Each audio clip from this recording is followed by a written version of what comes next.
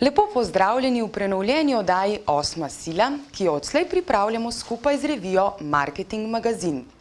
Pretekli teden je bil v znamenju 18. slovenskega oglaševalskega festivala, ki se je v petek končal v Portorožu s podelitvijo velikih nagrad in razglasitvijo agencije leta, oglaševalca leta in oglaševalske osebnosti leta. In kaj je SOF v očeh njegovih udeležencev? Slovenski oglaševalski festival.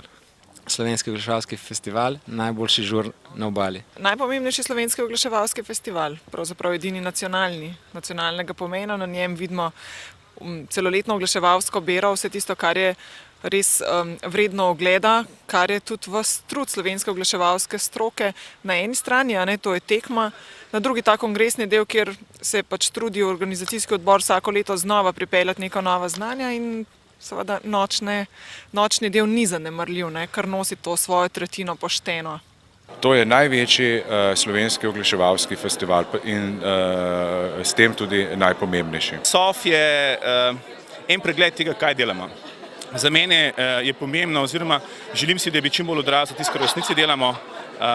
Kot sem rekel, smo tukaj zaradi klientov in si želim, da vzpostavlja, da pomaga dvigovati standarde oglaševanja našega dela, ki ga počnemo vsak dan. SOF je zame srečanje bivših kolegov, bodočih kolegov, sodelavcev, partnerjev, veliko kreativnih idej, veliko dobrih del, pa veliko dobrih žurk.